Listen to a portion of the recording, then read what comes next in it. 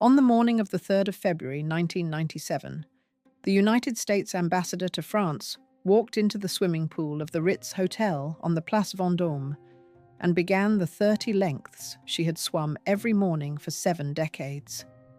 She was 76 years old. She was the most powerful Englishwoman in the world. 2 hours later, she was on a stretcher being lifted out of the water by a hotel porter, her copper hair dark against the marble. Most people remember her as the girl who married Winston Churchill's son. But the truth of Pamela Beryl Digby is something far stranger and far more deliberate. If you enjoy the stories the official biographies left out, the lives the great houses preferred to forget, subscribe so you do not miss what comes next. Chapter 1. The Country Girl with No Inheritance. On the 20th of March, 1920, in a Hampshire bedroom, a baby girl was born into the wrong half of the English aristocracy. Her father, Edward Kenelm Digby, was the 11th Baron Digby. He held a title that ran back to the year 1765. He owned a Dorset estate called Minturn, in the village of Minturn Magna, that the Digby family had farmed since the 16th century. He had a long stone house, set in a celebrated woodland garden of Himalayan rhododendrons. He had hunters in the stable. He had a place in the House of Lords. He had every external mark of the English landed class. What he did not have, by the standards of his own world, was money. The Digbys were a county family. They were not a great family. The agricultural depression of the 1870s had hollowed out their rentals. The Lloyd George death duties of 1909 had taken a further bite of the capital. The First World War had killed friends and cousins and run up tax bills the estate could not pay. By the time the new baby Pamela arrived, her father's working income had to fund a London season, 4 children, 32 principal rooms at Minturn, a working farm, a chapel, a chain of lakes, and the servants who kept all of it running. So there were rules in the household.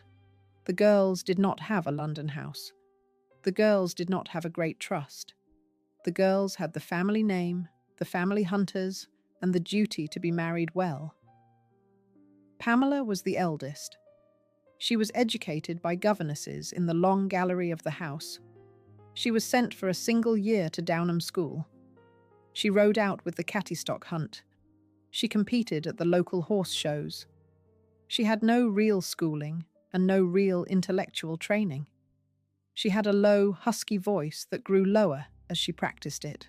She had copper-red hair, freckles, green eyes, a heavy jaw, and a full figure that was already, at the age of 17, beginning to attract the kind of attention her mother considered dangerous. She came out into London society in the season of 1938. She was 18. Her mother gave her a clothing allowance for the whole season of £100. The London debutante world that year ran on 5 times that. Pamela borrowed gloves from her cousins. She wore the same evening dress 2 nights running and trusted that no one had noticed. She remembered the allowance for the rest of her life. She told the story in her old age, in the embassy in Paris, to anyone who would listen. The lesson of that summer was not subtle. A girl without a fortune in the England of the 1930s had only one currency to spend. The currency was herself. She studied the men of her own generation. She studied their mothers. She studied where they sat at dinner. She watched the placement at the great country house weekends. She learned which families paid the bills and which families did not, which sons had trusts and which sons had only allowances, which heirs were the eldest and which were the second sons sent to the guards. She decided, that summer, that she would not go back to Dorset. She did not announce this. She did not have a plan in any official sense. But the rest of her life turns on a single, absolute refusal, taken when she was 18 years old in a borrowed pair of evening gloves. that the small Dorset house and the small Dorset income would not, in the end, be enough. The chance she was waiting for came in September of 1939. It came in the form of a country house weekend, a blind date, and a young man with a famous father who had just declared war on Germany. Chapter 2. The Proposal on the Second Meeting. When Randolph Churchill walked into the dining room of a country house party in September 1939, Pamela had 4 days to make a decision that would last her lifetime. Randolph was 28 years old. He was the only son of Winston Churchill, then the First Lord of the Admiralty in Neville Chamberlain's wartime cabinet. He was tall, fair, loud, drunk, and almost continuously in debt. He had been writing for the Evening Standard. He had stood for Parliament 3 times and lost 3 times. He gambled. He borrowed. He spoke too long at dinner. He had a habit of correcting his father's friends in front of his father. He had, at 28, used up most of his social credit in the country he was about to fight a war for. He was also, in the autumn of 1939, the only son of the man everyone in the country had begun to suspect would shortly become Prime Minister. The weekend party had been arranged by mutual friends. Pamela was placed beside him at dinner on the Friday evening. He proposed marriage to her, in front of the other guests, before the pudding had been cleared. He was drunk. She laughed and changed the subject. He proposed again on the Saturday morning, walking with her in the garden. He proposed again on the Saturday evening, at the second dinner. He proposed again on the Sunday at lunch. On the Sunday afternoon, sitting beside the fire in the small library of the house, she accepted him. She was 19 years old. She had known him for 4 days. He was the son of the man who, within 9 months, would be running the country. The wedding was set for the 4th of October, 3 weeks later, at the Church of St. John in Smith Square, Westminster. The wedding itself was a strange event. The country was at war. The bridegroom was already preparing to leave for North Africa with the commandos. The Prime Minister of the day, Mr. Chamberlain, sent regrets. But Mr. Churchill, the bride's new father-in-law, was there. He stood at the head of the receiving line. He greeted the press. He kissed the bride. The wedding made the front pages. In every press picture of that wedding day, the bride looks straight at the camera. She does not look at the bridegroom. She looks at the photographer. She is not smiling like a girl who has just married for love. She is smiling like a girl who has just been seated at the only table in London that matters. The honeymoon was 3 days at Belton House in Lincolnshire. It was the longest period of Randolph's company that Pamela would tolerate in the entire 18 years of the legal marriage. He drank. He shouted. He gambled at backgammon against the butler. He left her in tears more than once. She wrote, very carefully, to her mother that everything was wonderful. Within 4 months, Randolph was in Cairo with the No. 8 Commando. Within 7 months, Pamela was pregnant. Within 8 months, Winston Churchill became Prime Minister. By the autumn of 1940, Pamela was installed in No. 10 Downing Street, 8 months pregnant, with her bedroom 1 floor below the Prime Minister of the United Kingdom. She was 20 years old. She was, by the standards of the world she had been born into, exactly where she had meant to be.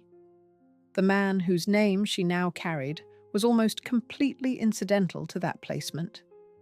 He was, in the cold and accurate description of one of his sister's friends, the doormat. He had let her into the house. He had now been politely, regretfully, but firmly walked across. What Pamela had actually married was not Randolph Churchill. What Pamela had actually married was the office of his father. Chapter 3. A bunk bed under No. 10. By the spring of 1940, the 20-year-old daughter-in-law of the Prime Minister was sleeping in a bunk bed in the basement of Downing Street with the future of the Anglo-American alliance breathing above her. The basement of number 10 in the spring of 1940 was a converted cellar that had been reinforced against the bombs. The Prime Minister had his small chamber.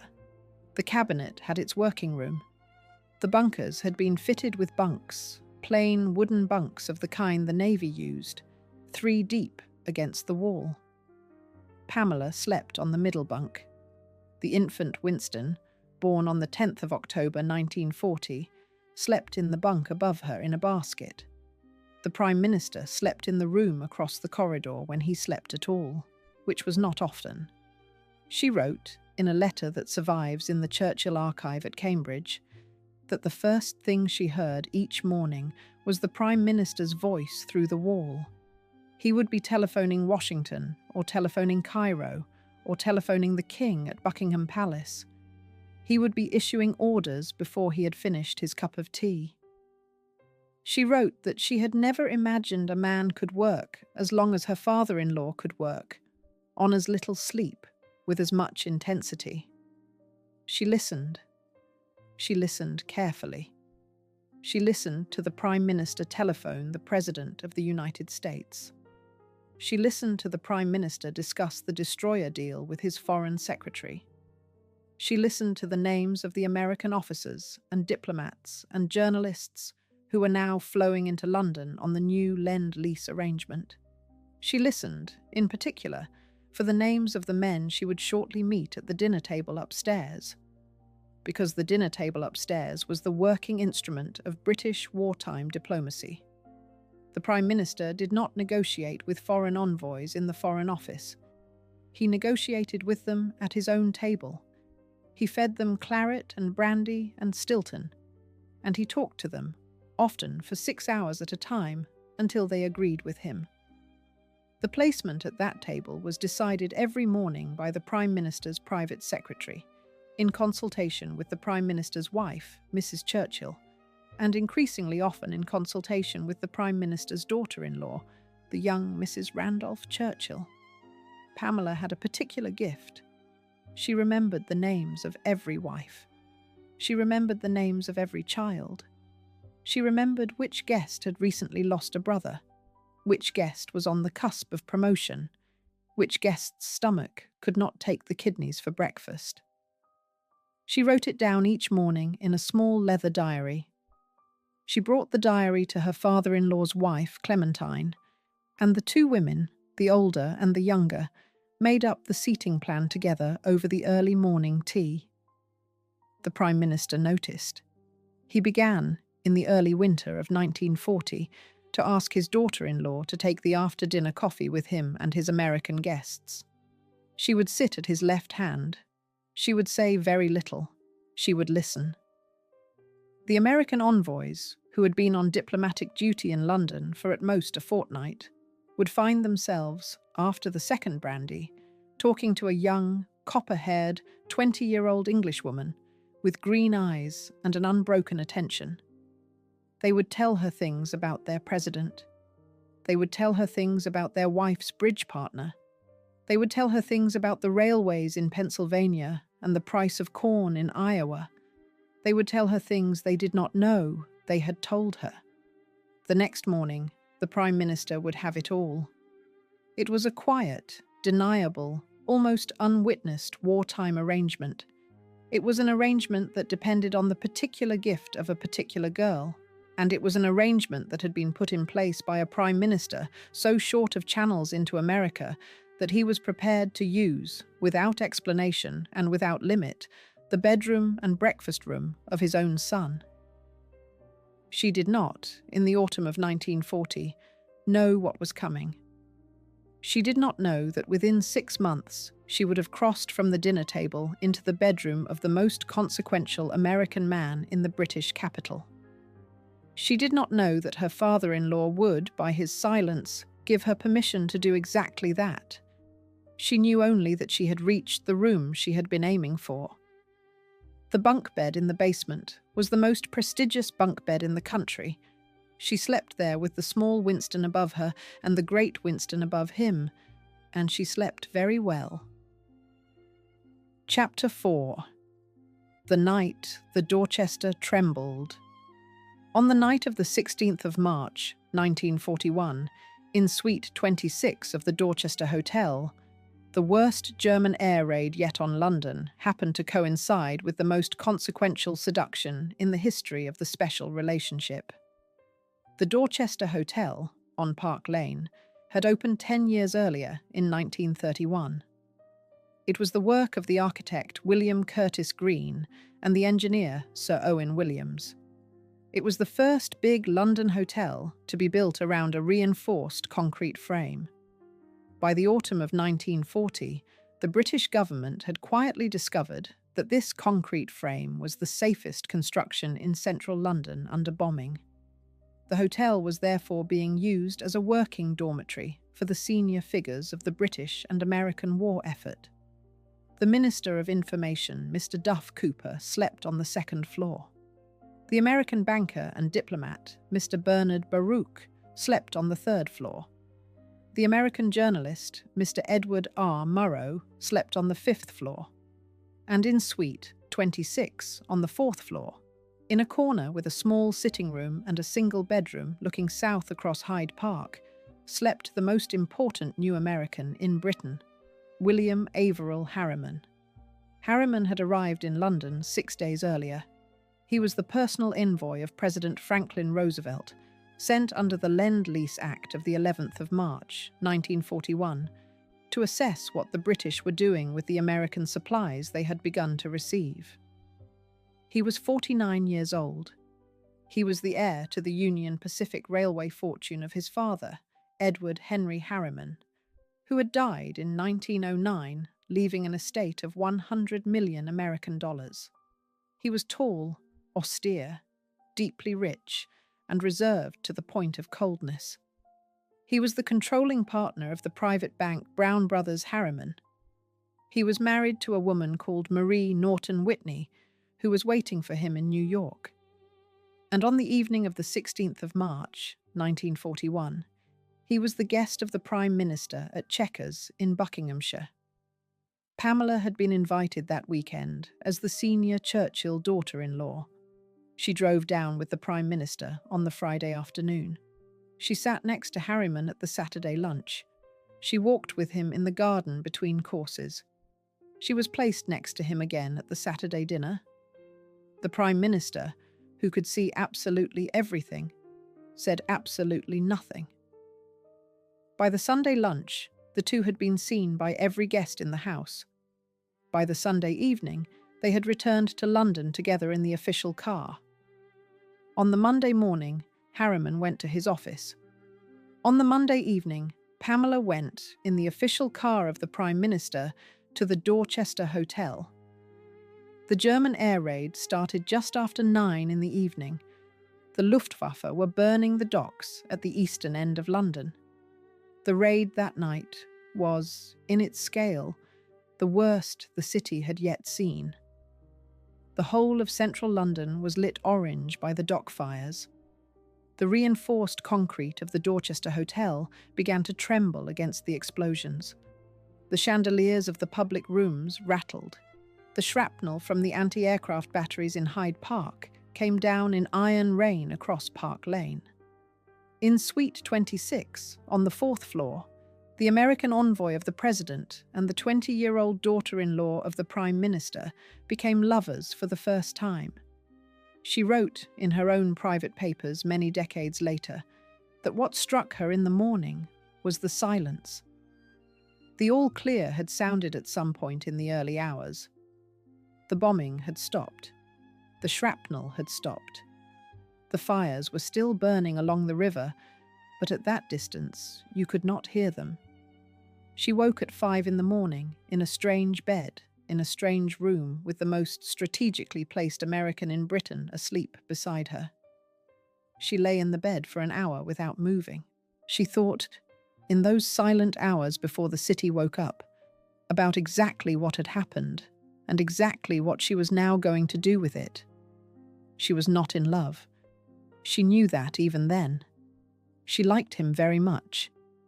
He was a serious, kind, slow-speaking man, almost 30 years older than she was. He was a great catch by any measure. But she was not in love. What she was, lying in that bed in the cold light of the morning of the 17th of March, was the holder of the most useful private channel into the American mind that the British war effort possessed. She could feel the weight of it. She could feel exactly what it would mean to walk down the back stairs of the Dorchester Hotel at 6:30 in the morning and into the official car of the Prime Minister, and to be driven back to number 10 Downing Street in time for the Prime Minister's breakfast at 7. She got up. She dressed. She walked down the back stairs. She went home. At 7 o'clock that morning, she sat down at the small breakfast table of the Prime Minister of the United Kingdom. The Prime Minister was reading his telegrams. He looked up at her once over the top of his half-moon spectacles. He did not ask her where she had been. He did not need to. He poured her a cup of tea. He passed her the toast. That was the moment, in the small breakfast room of number 10 Downing Street, on the morning of the 17th of March, 1941, when the wartime arrangement that would shape Pamela Churchill's life was wordlessly ratified. The Prime Minister had a window into the American mind. The window was 20 years old. The window was his own daughter-in-law. The window was sleeping with the President's personal envoy. And the Prime Minister, who could end the arrangement with a single sentence, chose instead to pass her the marmalade and ask her very politely what Mr. Harriman had thought of the dinner the previous Friday at Chequers. Chapter 5. The Prime Minister Who Knew Everything. Winston Churchill knew about the affair within 10 days, and he did the one thing his son never expected, which was nothing. He did not write to Randolph. He did not summon Pamela for the lecture his wife Clementine privately advised. He did not raise the question with his wife. He did not raise the question with Harriman. He did nothing. He continued to invite Harriman to Chequers every weekend. He continued to invite Pamela. He continued, very carefully, to seat them next to one another at dinner. He continued, after the brandy, to ask Pamela to take coffee with him and the American envoy in the small library. He continued, the next morning at breakfast, to ask his daughter-in-law what Mr. Harriman had said. The arrangement that began on the 17th of March, 1941, ran for the next 9 months without comment, without confrontation, and without any official acknowledgement at all. To understand what the Prime Minister was doing, you need to understand the position he was in. In the spring of 1941, the British were fighting the Battle of the Atlantic and losing it. The German U-boats were sinking the supply convoys faster than the Royal Navy could replace them. The British armed forces in North Africa were running out of fuel. The British civilian population was running out of meat. The Royal Air Force had won the Battle of Britain in the autumn of 1940, but had not won anything that decided the war. The British alone could not win. The only country that could win the war for the British was the United States of America. The only man in the United States of America who could bring his country into the war was the President, Franklin Delano Roosevelt. The President had been re-elected in November 1940 on a public promise to keep the country out of the war.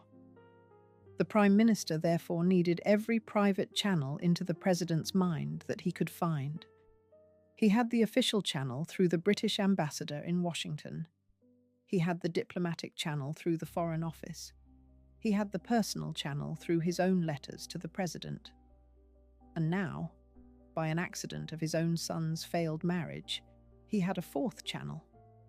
He had a girl of 20 years old who shared a bed 3 nights a week with the President's chosen personal envoy. He used the channel. She wrote in a letter to her mother that survives at Minturn that her father-in-law would put aside an hour, sometimes 2 hours, on a Saturday morning when she had come down from London, to walk with her in the gardens of Chequers and to listen. He would ask her what Harriman had said about the President's mood. He would ask her what Harriman had said about the Senate. He would ask her what Harriman had said about the Lend-Lease Appropriations Bill. He would ask her what Harriman had said about Joseph Kennedy, the previous ambassador, who had returned to America, convinced that Britain was going to lose. He would ask her what Harriman had said about his own wife in New York. She would tell him everything. She was a quick study. She had been listening to senior men for 3 years. She had learned to remember what she had been told in the order in which she had been told it. She did not write any of it down in front of him. She held it in her head, and she gave it back to him in the gardens. He called her, in a private remark recorded in the diary of his private secretary John Colville, his window into the American mind. The cost of the arrangement, of course, fell on her own husband. Randolph was in Cairo with the No. 8 Commando. He was drinking heavily. He was losing money at the officers' mess every night. He was writing his wife angry letters from the desert. He was beginning to hear, through the gossip of the visiting British correspondents, that his wife was now openly the lover of Averell Harriman, an American old enough to be her father, and that the affair had been blessed by his own father, the Prime Minister. He came home on leave in the late autumn of 1941. He went straight to No. 10. He confronted his father. He demanded that the Prime Minister put a stop to it. The Prime Minister told him, in the small library where so many wartime conversations took place, that there were larger things at stake than the dignity of a single marriage. He told him that the war could not be won without the Americans. He told him that his wife had been useful. He told him to go back to Cairo. Randolph went back to Cairo. He did not forgive his father. He did not forgive his wife. He drank harder. The marriage, in any practical sense, was over from that conversation onward. The divorce, when it came in December 1945, was a paperwork formality. Pamela, meanwhile, had moved out of No. 10 and into a flat in Grosvenor Square.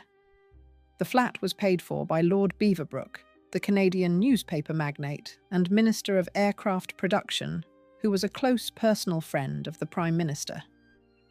The infant Winston, then 1 year old, was placed with a nanny at Cherkley Court, Beaverbrook's house in Surrey, freeing Pamela to live in central London and to receive Harriman, and increasingly often anyone else of strategic interest, at her own address. The biographer Sonia Purnell has called this period of Pamela's life, in a phrase her wartime contemporaries would have understood at once, Operation Seduction USA. The phrase is exaggerated, but not by much. The men Pamela slept with through the second half of 1941 and into 1942 were not chosen by chance. They were the men through whom the special relationship was being assembled. The Prime Minister had a window. The Prime Minister kept the window open. The Prime Minister paid the rent.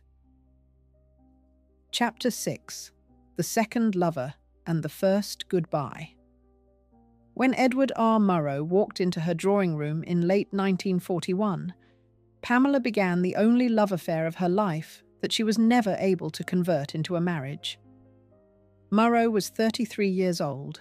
He was the chief European correspondent of the Columbia Broadcasting System in New York. He had been broadcasting from London since 1937. His evening broadcasts, which began with the famous words, "This is London," had brought the Battle of Britain into the living rooms of America. He had a deep, slow, careful, almost stage-trained voice. He was tall, thin, dark, intense, and married to a woman called Janet, who had remained behind in New York. He had been one of the journalists Pamela had been collecting through the long winter of 1941 in the small dining room of her Grosvenor Square flat. Beaverbrook had introduced them. Beaverbrook had introduced her to most of them. Murrow was different. She would say, in private, for the rest of her life, that Murrow was the only man she had ever loved. The affair began in the late autumn of 1941. It ran in parallel with the affair with Harriman for almost a year. Both men knew, in the small wartime London world, that there was a second man. Neither raised it. They were both married. They were both Americans of the highest visibility. They were both inside the working machinery of the British war effort. Neither had any interest in a public scene. What Murrow gave her, that Harriman could not give her, was attention to her own mind. Harriman treated her as a kindness, as a comfort, and increasingly as an investment. Murrow treated her as an equal. He sat in her drawing room in the small hours of the morning after the broadcast, and he talked to her about Hemingway, about the politics of the American South, about the new newspaper printing technology that was about to change the trade he loved. He read her his copy before he read it on air. He asked her opinion of his copy. He took her opinion seriously. He wrote to her, when he was on the road, in long, careful letters that survive today at the Library of Congress, that he could think clearly only when she was in the room with him. She was 22 years old. She believed, for almost the only time in her long career of believing nothing of the kind, that she could convert this affair into a marriage. She would leave Randolph. He would leave Janet. They would live, after the war, between London and a farm she had picked out for them in Connecticut. The plan was not quite a plan. It was more the way she allowed herself, in the privacy of her own drawing room in the small hours, to dream. She flew to America in the spring of 1946. The war was over. The Prime Minister had been thrown out of office in the general election of July 1945. Harriman had returned to America in 1944 to take up the Moscow embassy and had not properly come back to her since. The divorce from Randolph had been issued in December 1945. Murrow had returned to America with his wife in the spring of 1946 to take up his new post in New York. Pamela followed. She had a small wartime savings, the modest separate property of an English divorcee with a baby, and an invitation from Averell Harriman, then briefly back in Washington, to come and visit at his country house at Sands Point on Long Island. She came on the Queen Mary in the second week of April 1946. She did not go to Sands Point. She went, the morning she arrived, to a small hotel in Midtown Manhattan, and she telephoned Edward R. Murrow at the CBS office on Madison Avenue. He met her that evening at the hotel. He sat with her in the small bar.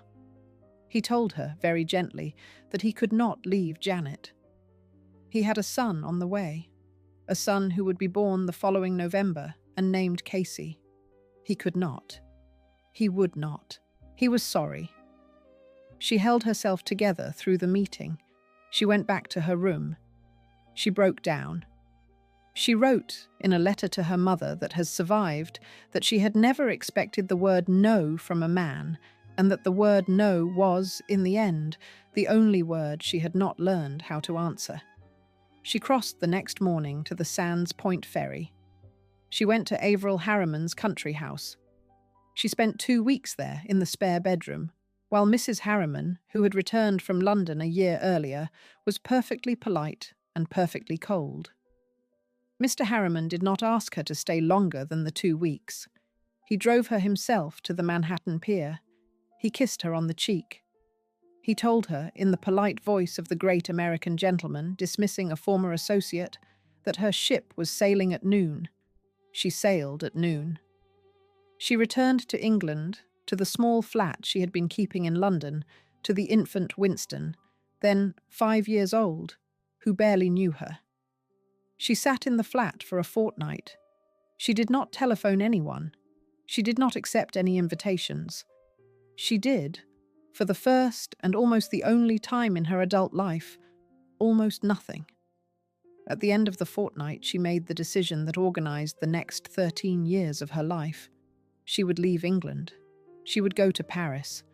She would never again, she promised herself, fall in love with a man she could not also use. She kept the promise. Chapter 7. the most expensive address in Paris. In a Paris apartment paid for first by Gianni Agnelli of Fiat and then by Ailey de Rothschild of the great French bank, Pamela conducted the second act of her education. She arrived in Paris in the late autumn of 1946. She rented 2 rooms in a small hotel on the Rue Cambon, behind the Ritz. She lived for the first few months on the small allowance she was still receiving, irregularly, from her father-in-law in England. She studied French. She bought, very carefully, the 3 or 4 good evening dresses that the post-war Parisian world demanded. She watched, from the small bar tables of the Ritz and the Crillon, who was sleeping with whom in the new post-war order. She placed herself, in particular, in the company of an English friend of her wartime years called Kathleen Kennedy, the younger sister of the future president. Kathleen had married the heir to the Devonshire dukedom and had been widowed in the war. She and Pamela understood one another at once. They were both clever, well-born, unprovided for, and almost the same age. They covered the post-war Paris season together. In the early summer of 1947, Kathleen took her to the annual ball of Prince Ali Khan, the son of the Aga Khan, at his pavilion at the Pré Catalan after the Grand Prix de Paris. Ali Khan was the most pursued bachelor in Europe. He was about to marry Rita Hayworth, the most pursued woman in Hollywood. He spotted Pamela across the dance floor. He danced with her twice. He sent her flowers the next morning. He invited her to his summer house at Capdale in August. She accepted. At Capdale in August 1947, in a house that ran on 12 servants and that received the most consequential visitors of European society throughout the long Mediterranean summer, Pamela met the man who would shape the next 4 years of her life. His name was Giovanni Agnelli, called by everyone Gianni. He was 27 years old. He was the heir to the Fiat motor fortune of Turin, the largest private industrial fortune in continental Europe, an annual income that ran into the millions of pounds even before the post-war recovery. He had been wounded twice in the war. He drove a Cisitalia at 120 miles an hour along the Corniche. He was the most photographed young man in Italy. He fell for her. The affair began that August. By the autumn of 1947, he had installed her in a Paris apartment on the Avenue de New York, with a Bentley and a driver and a household of 4. He paid every bill. He came to Paris from Turin on the night train every Friday and stayed until Sunday. He took her to St. Moritz at Christmas. He took her to Monte Carlo at Easter. He took her to Capri in the summer. He intended, for almost 3 years, to marry her. His 3 older sisters had a different idea. They did not approve of the divorced Englishwoman with a small son and the Churchill name and the post-war reputation. They did not approve of her age, 4 years older than Gianni, which they considered too close. They did not approve of her religion, which was Anglican and would have required a careful Vatican negotiation. They told Gianni in the spring of 1953 that they would withdraw from the management of the family business if he married Pamela. He could not afford that. He chose the family. He married a vapid young princess called Marella Caracciolo di Castagneto in November 1953. He wept on the morning of his wedding. He telephoned Pamela at 7 o'clock every morning of his life thereafter, until his own death in 2003. Pamela received, in compensation, a settlement said in different accounts to have been between £50,000 and £100,000. She also received the lease on the Paris apartment, the Bentley, the driver, and the standing introduction to every important house in continental Europe. The next lover was Ailey de Rothschild. Ailey was the heir to the Chateau Lafite Rothschild branch of the great French banking family. He was 4 years older than Pamela. He was married to a beautiful, intelligent French woman called Liliane, who had survived the war in the south of France. He was the head of the family wine estate. He was a serious art collector. He moved in the most cultivated circles of Paris. He saw Pamela for the first time at a dinner at the Italian embassy in the spring of 1954. He invited her to lunch the next day. By the autumn, he had taken over the lease of the apartment on the Avenue de New York. He paid the bills. He visited 3 nights a week. He took her to the country house at Lafitte for the harvest. He taught her about wine. He taught her about the pictures she should look for at the sales rooms. He gave her, in the small private way of the rich married Frenchman of his class, an education in the things she had never been taught at Minturn. She was not in love with him. He was not in love with her. The arrangement worked very well. She continued all through these years to receive other visitors. She had a brief and well-documented affair with the Greek shipping magnate Stavros Niarchos, who gave her, on the morning of their last meeting, a string of pearls valued at over £50,000. She had a long and well-kept friendship with the American banker John Hay Whitney, called Jock, who had served as the American ambassador in London. She kept up the correspondence with Ali Khan, with Beaverbrook, with the senior figures of the old wartime alliance who came through Paris. Time magazine, in a celebrated and unkind article of 1955, reported her name in connection with 5 separate married men in a single calendar year. Her son, Winston, then 13 years old and at school at Eton, asked her not to come down for the 4th of June. She did not go. The Paris years had given her a small fortune. They had given her a finished and sophisticated woman of the world. They had given her a network across the cultivated upper class of Western Europe that no English woman of her generation could match. They had also, more quietly, given her a problem. She was 35 years old. She was beautiful, but no longer young. She had no husband, no title beyond the courtesy Mrs. Randolph Churchill that the divorce had not formally taken away, and no country. She needed an American husband. She bought her crossing on the Liberté in the spring of 1959. Chapter 8. The Broadway Husband and the Stolen Pearls. Leland Hayward married her in Carson City on the 4th of May, 1960, and 3 of his 4 children began to plan how they would protect what was left of him. Leland Hayward was, in 1959, the most successful theatrical producer in the United States. He was 57 years old. He had been a Hollywood talent agent in the 1930s and 1940s, representing Henry Fonda, James Stewart, Greta Garbo, Ginger Rogers, and Fred Astaire, among others. He had moved to Broadway in the late 1940s and had produced, with extraordinary luck and judgment, South Pacific in 1949, Mr. Roberts in 1948, Gypsy in 1959, and The Sound of Music in 1959. He was a millionaire by every measure that mattered.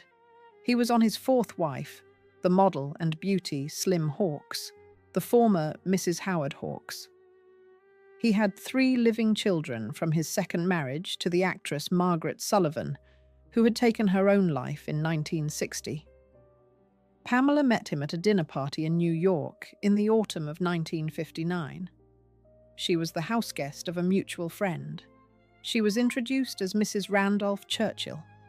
He took her in to dinner. He spoke to her for 2 hours. He drove her home through Central Park at midnight in a long American car with a uniformed driver. He telephoned her at her hotel at 7 the next morning. The affair began within a fortnight. Slim Hawkes discovered it within a month. The Hayward divorce was filed in March 1960 in Nevada. The Hayward remarriage to Pamela took place on the 4th of May, 1960, in the courthouse at Carson City, with the judge's clerk as the only witness. The new Mrs. Hayward moved into the apartment on 5th Avenue. She redecorated the apartment. She redecorated the country house at Manhasset on Long Island, called Haywire. which had been the Hayward family seat for 20 years. She let go the senior household staff who had been with Leland and the previous Mrs. Haywards. She brought in her own staff from Paris. She instituted, by careful design, the daily routine she would keep for the rest of her life. Breakfast at 7:30 in the morning, the telephone calls of the morning, lunch at 1, the rest in the afternoon, the dinner of 16 at 8 in the evening, the careful retiring to bed at 11. Leland adored her. The Hayward children did not. Brooke Hayward was the eldest. She was a model and a writer. She was 23 years old when her father remarried. She had recently lost her mother to suicide.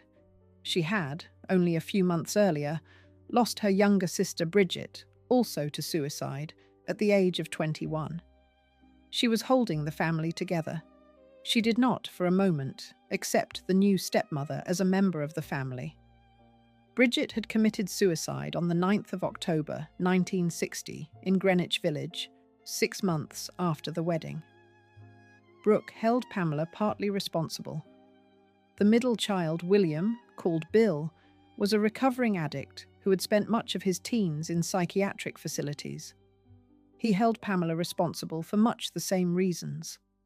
The 11 years of marriage between 1960 and 1971 were, by all accounts, comfortable for Leland and very profitable for Pamela. They lived between Fifth Avenue and Haywire. They wintered in Sun Valley, the Idaho ski resort owned by the Harrimans, who were old friends of Leland's. They summered in the south of France, often as the guests of Ailey de Rothschild, with whom Pamela had remained on the warmest possible terms. They gave the most sought-after dinner parties in New York, attended by Truman Capote, by Babe Paley, by William and Babe Paley both, by the Vreelands, by every senior figure of the New York cultural establishment of the 1960s. Pamela learned the New York world. She learned the names. She learned the placements. She learned how the East Side ran, who paid for what, who controlled which charity board, which old American families lived on capital and which lived on appearance. She added it all to her network. She had, by the late 1960s, the largest single private address book in Midtown Manhattan. Leland began to fail in the late 1960s. He had a long, slow heart trouble. He had a series of small strokes. He retired from active production in 1969. He died on the 18th of March, 1971, at Haywire, in the small dressing room he had used as a study. He was 68 years old. His will was opened the following week. The estate was reported in the newspapers at $400,000 American dollars. The will left half to the new Mrs. Hayward, Pamela, and the other half divided in equal shares between his 3 surviving children, Brooke, William, and the youngest, the actor Jeremy Hayward, by his 4th marriage. Pamela had received the smaller half of a comfortable but not vast American Broadway estate. She had received the use of the Fifth Avenue apartment for her lifetime.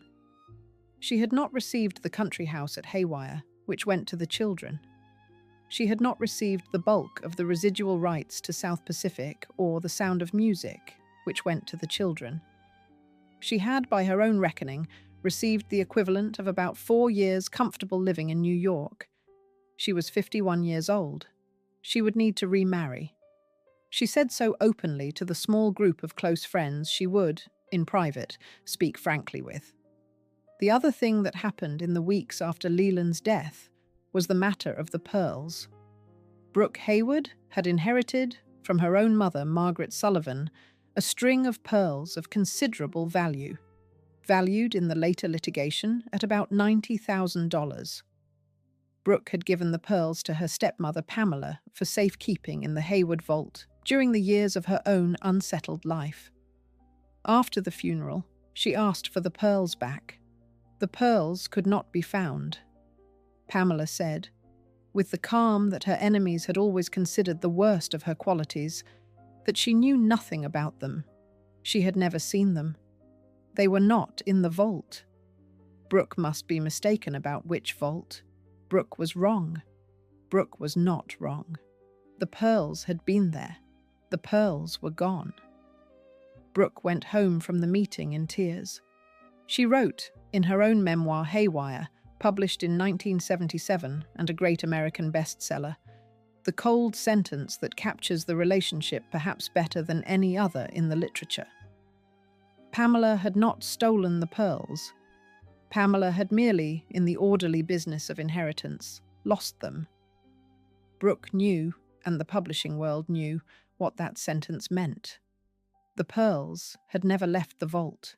The vault was Pamela's. Chapter 9. The Reunion at 79. 6 months after Hayward's death, Averell Harriman, then 79 and recently widowed, telephoned the woman he had not properly held since 1946. Harriman had spent the intervening 25 years in the senior service of the American Democratic Party. He had been Secretary of Commerce under Harry Truman. He had been Director of the Mutual Security Agency. He had been Governor of New York from 1955 to 1959. He had been Under Secretary of State under John Kennedy. He had been the lead negotiator of the Partial Test Ban Treaty in Moscow in 1963. He had been the chief American negotiator at the Paris-Vietnam peace talks under Lyndon Johnson. He had remained, all that time, married to Marie, who had died on the 25th of September, 1970. He was alone. He was rich. He was 79 years old. He had not forgotten the 7 months in London in 1941. The telephone call was placed to the Fifth Avenue apartment in the autumn of 1971. Pamela took the call. She had been waiting, in a sense, for the call. She had marked Harriman's wife's death in her own diary the previous September. She had sent a careful note to the Manhattan house. She had received a careful note back. She knew the man. She knew the rhythm of the man's mourning. She knew, with the absolute precision that was her professional gift, when she could telephone and when she could not. She did not telephone first. She let him telephone. He took her to dinner at the Pierre Hotel on the 5th of October, 1971. He proposed marriage at the table over the dessert. She accepted at the table. The wedding was held on the 27th of September, 1971, at the Westchester house of her son Winston, the younger Churchill, then 30 years old and a Conservative Member of Parliament. The marriage was the third for both of them. The Harriman world was vast. There was the Manhattan townhouse at 16 East 81st Street, a 4-story limestone neoclassical building with a private elevator and a working library of 20,000 volumes. There was the Georgetown House at 3038 N Street Northwest, a 3-story red brick federal townhouse with a walled garden and the small dining room that seated 16. There was the country house called Birch Grove at Westchester. There was Sun Valley, the great ski resort in Idaho founded by Averell himself in 1936, where the Harrimans kept a personal house above the main lodge. There was the family seat Arden, the 1,000-acre estate in Orange County, New York, with the 100-room Tudor revival pile that Averell's father, Edward Henry Harriman, had built between 1895 and 1909. There was, more importantly, the Harriman portfolio. Brown Brothers Harriman, the private investment bank that Averell had run for 30 years, was one of the most influential financial houses in the United States. The Harriman steel and mining holdings ran into 9 figures. The cash position of the family trusts, at the time of Averell's marriage to Pamela, was estimated at over 30 million American dollars. The art collection on the walls of the Manhattan house alone included a Van Gogh, a Renoir, 2 Picassos, 3 Cézanne, and a Toulouse-Lautrec, valued together at the time at over $50 million. Averell, on the morning after the wedding, called his lawyers. He instructed them to make Pamela the principal beneficiary of his living estate. He instructed them to make Pamela a co-trustee with Clark Clifford and Paul Warnke of the family trusts. He instructed them, in the small Manhattan study where he had received the Soviet ambassador and 4 American presidents, to trust his new wife with everything. The children objected. The daughters, Mary Harriman Fisk and Kathleen Harriman Mortimer, by his earlier marriages, were both in their 50s. They had known the new Mrs. Harriman as Mrs. Randolph Churchill in London during the war. They had known what their father had done with her. They had assumed that the affair had ended in 1946. They had not understood that the marriage of 1971 was, in their father's eyes, the formal closing of an interrupted 30-year story. They were polite to her.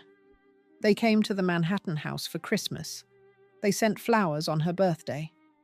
They wrote, in the small, careful way of the senior American family of their class, that they were delighted for their father. They were not delighted. They watched, all through the 15 years of the marriage between 1971 and 1986, as the inherited Harriman world passed quietly, item by item, into the management of their stepmother. The Manhattan townhouse, the Sun Valley house, the Arden estate, the Georgetown house, which Pamela had decorated as a working political salon, the art collection, the trusts. Averell trusted her absolutely. He had always known her completely. He had no doubt about her. He died on the 26th of July, 1986, at Birch Grove in Westchester, at the age of 94. The funeral was held at St. Bartholomew's Church on Park Avenue. The senior leadership of the Democratic Party turned out in full. The President of the United States, Mr. Reagan, sent a wreath. The previous Democratic President, Mr. Carter, attended in person. The eulogy was given by Pamela. She was 66 years old. She had outlived all 3 of her husbands. She was the principal living connection between the wartime generation that had built the special relationship and the generation now inheriting it. She had the Harriman name. She had the Harriman money. She had the Georgetown house and the dining room that seated 16. She had, by the careful calculation of 47 years, finally arrived at the position from which she meant to operate. The Manhattan lawyers told the Harriman heirs, in the small, careful way of the senior firm that had managed the estate for 60 years, that they should make their peace with the new arrangement. The widow had control of the working capital. The widow had control of the houses. The widow had control of the trusts as their living trustee. The remainder interest of the children and grandchildren was secure. The working management of the family fortune was now hers. That promise, made in the autumn of 1986 by the partners of the law firm of Clifford and Warnke, would be tested in the courts of New York within 8 years, and broken. Chapter 10. The dinner table that built a president. In the dining room of 3038 N Street Northwest, 16 Democrats sat down each Tuesday evening at 7:30 to be rescued from political extinction. The Reagan landslide of November 1980 had thrown the American Democratic Party into a long political winter. The party had lost the White House. The party had lost the Senate.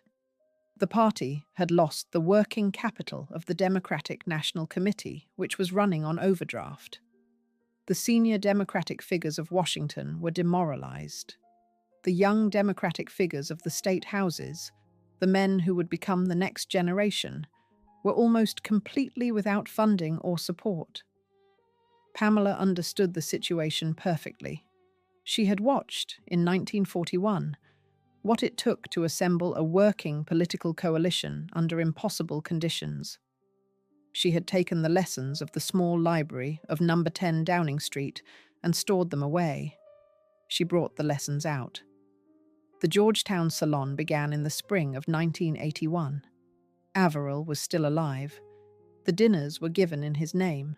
The first guests were old friends, cabinet officers from the Carter administration, senior senators, the chairman of the Democratic National Committee. The dinners ran on the same precise pattern Pamela had used in Paris in the 1950s and in Manhattan in the 1960s. 16 guests, 3 courses, 2 wines, black coffee in the drawing room, a single speaker, 8 to 12 minutes, questions led by the hostess. What was new was the political purpose. By 1982, she had registered, under the Federal Election Campaign Act of 1974, the Political Action Committee called Democrats for the 80s. The Washington press at once shortened the name to PAMPAC.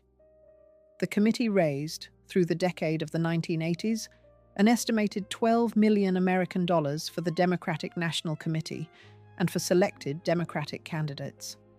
The committee placed, more importantly, the rising figures of the next generation in front of the senior donors. She made the introductions herself.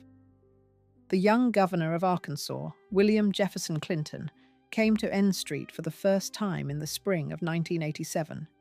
He was 40 years old. He had been beaten in his first re-election campaign in 1980 and had clawed his way back. He was telegenic, southern, intelligent, and from the new Democratic Leadership Council wing of the party that Pamela quietly preferred. She placed him next to the senior donor of the evening, Robert Strauss, the former chairman of the Democratic Party. She gave him 8 minutes to speak. She asked him the first question. She gave him the closing word.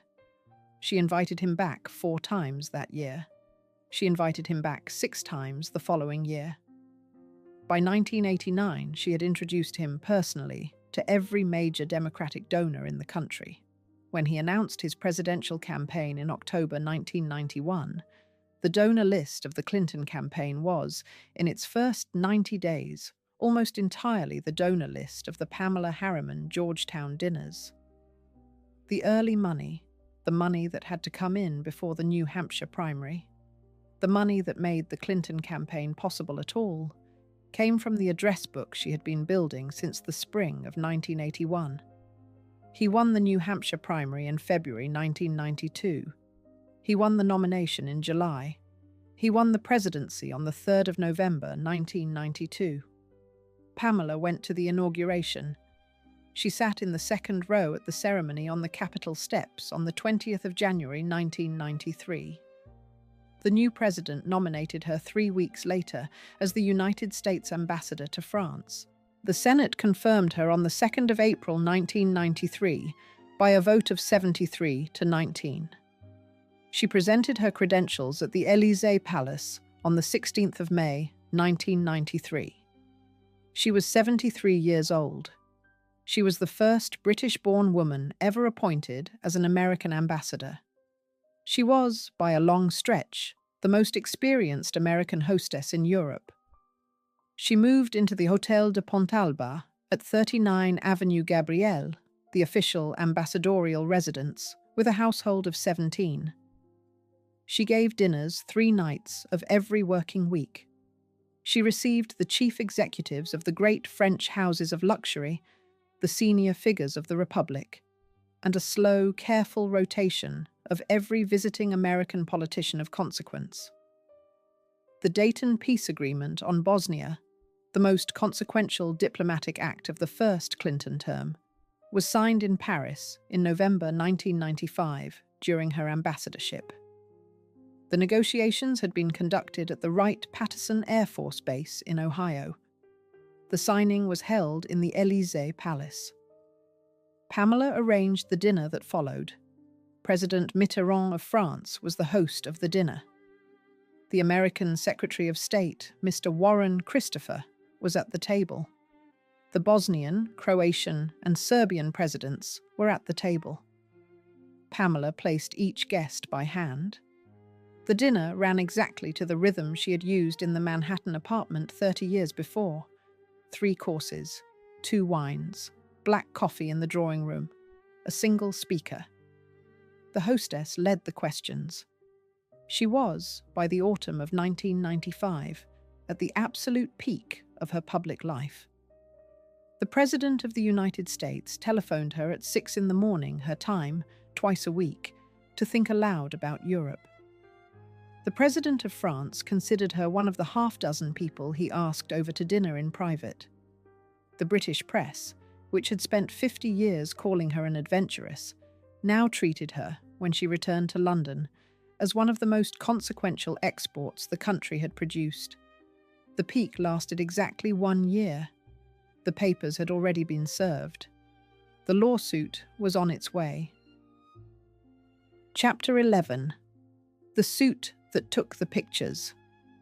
In September 1994, while she was hosting the Group of 7 foreign ministers in Paris, papers were served in New York that would eventually take her Renoir, her Van Gogh, and her Toulouse-Lautrec to the auction block. The plaintiffs were the Harriman remaindermen. The two principal plaintiffs were Mrs. Mary Harriman Fiske and Mrs. Kathleen Harriman Mortimer, the surviving daughters of Averell Harriman by his earlier marriages. They were joined by their own children and grandchildren, all of whom held the remainder interest in the Harriman family trusts under the trust instruments their father and grandfather had drawn up across the previous 50 years. The complaint, filed in the Surrogates Court of New York County, was extraordinarily detailed. It ran to over 200 pages. It alleged that the trustees Clifford and Warnke, the senior Washington lawyers who had served alongside Pamela as co-trustees since 1984, had so completely failed in their fiduciary duties that the trust capital had fallen in the 8 years from Averell's death in 1986, from over $30 million to approximately $3 million. The single most damaging item in the complaint was the so-called Quintana investment. This was a real estate venture in Atlantic City, New Jersey, the Quintana Beach Hotel and Resort, which had previously been operated as one of the Playboy hotels. The trust had been overcommitted to the venture. The venture had failed.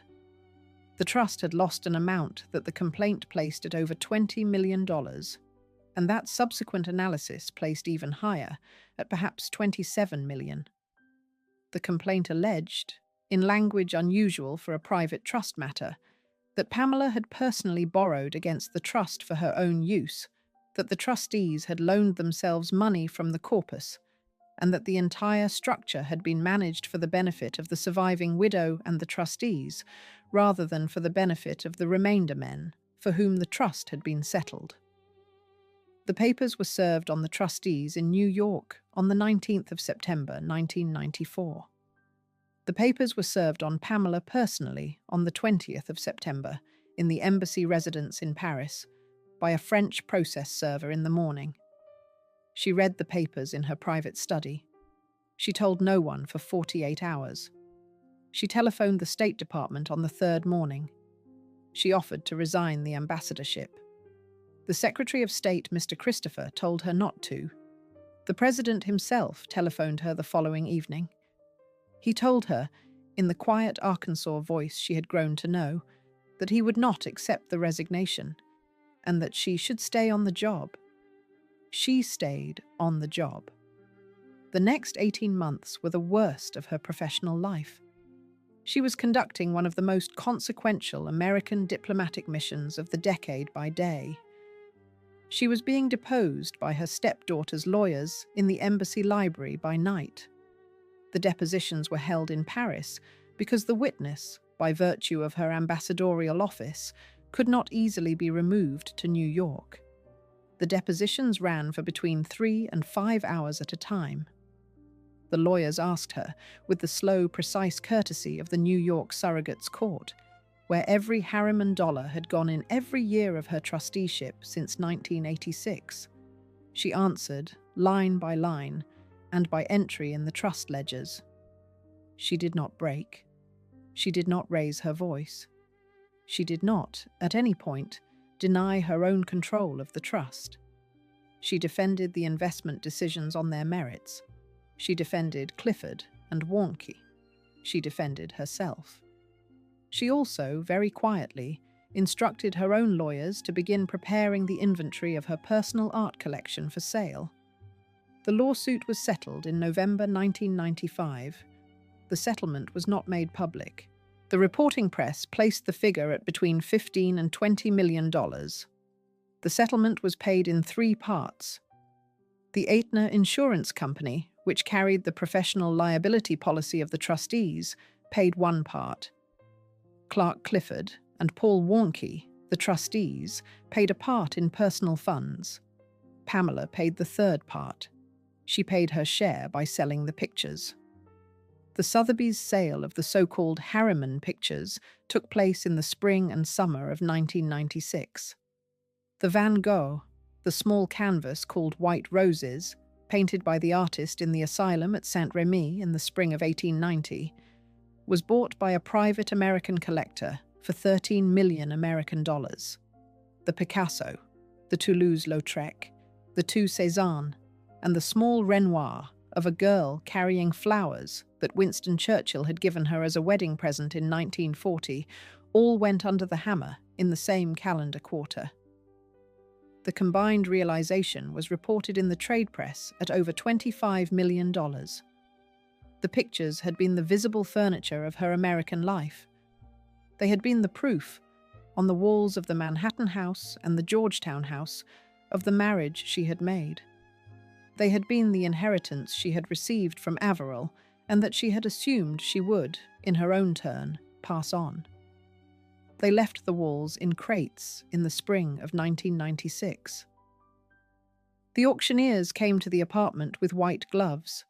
They wrapped each painting in tissue. They drove them in a small, unmarked van to the Sotheby's warehouse on East 72nd Street. The walls of the apartment were left bare. The Renoir of the girl carrying flowers, the small wedding present from Winston Churchill, was bought by a private American foundation in trust for the Smithsonian American Art Museum, where it hangs today in the Harriman wing. Pamela returned to Paris on the day of the Sotheby's sale. She gave a dinner that evening at the embassy. The guest of honor was the new American Secretary of State, Madeleine Albright, who was making her first state visit to France.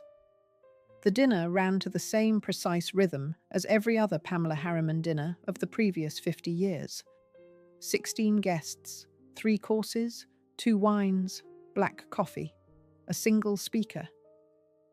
The hostess led the questions. The hostess was wearing a single string of pearls, the small one she had kept all her life. No one mentioned the pictures. Chapter 12. The Ritz Pool. At 7:30. On the morning of the 3rd of February, 1997, an English country girl who had become an American ambassador walked down a marble staircase in the Place Vendôme to swim her 30 lengths. The marble staircase was the one that descends from the ground floor of the Ritz Hotel to the basement spa. The spa contained the Ritz Health Club, a small gymnasium, a steam room, and the swimming pool. The pool was tiled in pale blue and lined with 32 columns of veined cream marble. The ceiling was painted with a frieze of swimming nymphs in the style of the late 19th century. The pool was 18 meters long and 4 meters wide. It was lit by hidden lights set into the marble walls. Pamela had been swimming in this pool every morning, except weekends, for the 4 years she had been ambassador.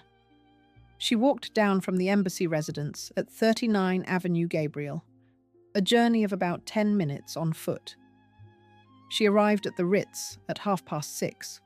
She was met by the head of the spa, who unlocked the pool an hour before opening for her private use.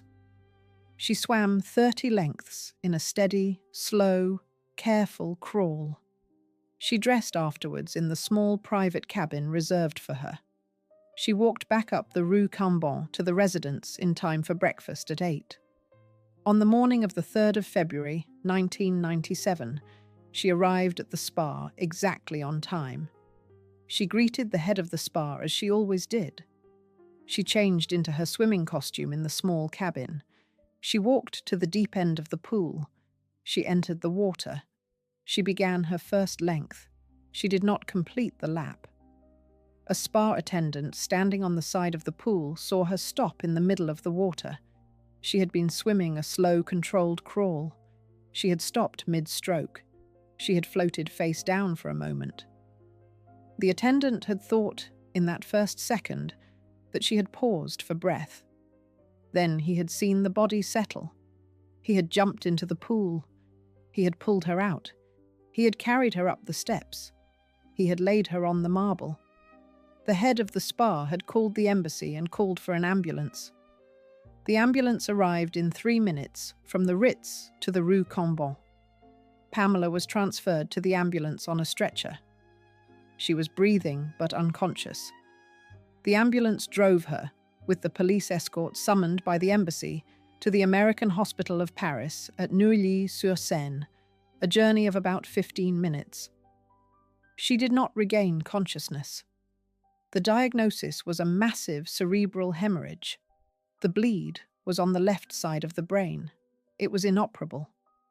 She was placed on a ventilator.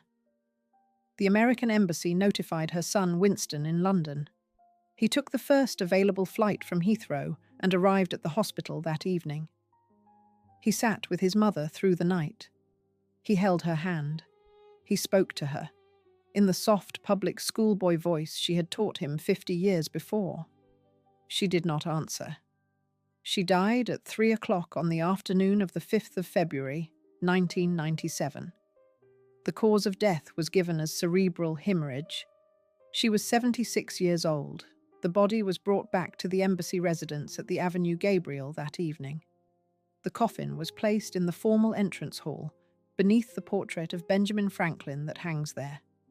The American flag was draped across it. The French government sent flowers within the hour.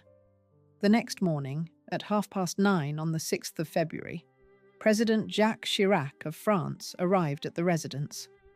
He brought with him the senior decoration of the French Republic, the Grand Cross of the Legion of Honor. He placed the decoration on the flag-draped coffin himself.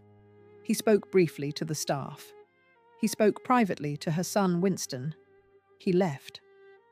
The honor had been arranged in advance by the president, in expectation of her death, on the night of the cerebral hemorrhage.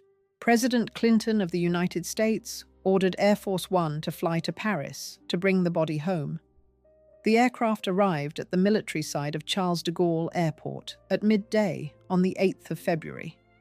The coffin was carried up the steps of the aircraft by an honor guard from the Marine Detachment of the embassy. The aircraft flew Pamela to Andrews Air Force Base outside Washington that evening. The funeral was held at the Washington National Cathedral on the 13th of February, 1997. The President of the United States attended. The Vice President attended. The Secretary of State, Madeleine Albright, attended. 4 former cabinet officers spoke. Her son Winston gave the address from the family. The cathedral was full. She was buried on the 14th of February 1997 at the family burial ground at Arden, the Harriman estate in the lower Hudson Valley, beside Averell. The small graveyard sits on a wooded slope above the great Tudor pile that her husband's father had built a century before. The simple stone is engraved with her 3 married names, in order. Pamela Churchill, Hayward Harriman, 20th of March 1920, 5th of February 1997, beloved wife of W. Averell Harriman. The Harriman daughters did not attend the burial. She left, as a working estate, almost nothing. The lawsuit had taken the pictures. The trusts had been returned to the remainder men. The embassy residence had been the property of the United States government. The Manhattan house had been sold to settle the estate. The Georgetown house had been left to the Democratic Party. The London family had been provided for in advance. She left, as a legacy, 2 things. She left the Pamela Harriman Foreign Service Fellowship, established by the Department of State in her memory, which has since placed several hundred graduate students in junior posts at the American embassies in Paris, London, and Brussels. The fellowships are awarded each year in the spring. The young diplomats who hold them have, almost without exception, never heard the older stories. She left 224 linear feet of personal papers at the Library of Congress in Washington. The papers contain the wartime correspondence with Averell. The papers contain the post-war letters from Edward R. Murrow that she kept all her life. The papers contain the 4 serving United States presidents who wrote to her in her own hand. The papers contain the small leather diary in which she had recorded the placement of every guest at every Pamela Harriman dinner from 1941 to 1996. The papers are open to scholars on application. The deeper question, the question her life finally asks, is whether what she did was the end of an old female art or the secret blueprint of the new one. She was, in one reading, the last of the great Englishwomen who lived by placement. She belonged to a tradition that ran through Pamela Beryl Digby all the way back to her own great-great-aunt, the 19th century adventurer and courtesan Jane Digby, who had crossed the deserts of Syria on a camel with a Bedouin sheikh. She belonged to the long line of well-born Englishwomen of no fortune who had used the only currency they were given. She belonged to a tradition that the modern world has, by general agreement, retired. She was, in another reading, the founder of something completely new: the Pam-Pack structure of the Georgetown Salon, the controlled donor dinner, the careful private cultivation of rising candidates, the conversion of social capital into political capital, the conversion of personal access into institutional power, was, by the time of her death, the working model of the modern American Democratic Party. It is the model that built the Clinton presidency. It is the model that built the Obama campaign of 2008. It is the model that has shaped, for better and for worse, every Democratic presidential cycle since. The woman who built it did not live to see what it became.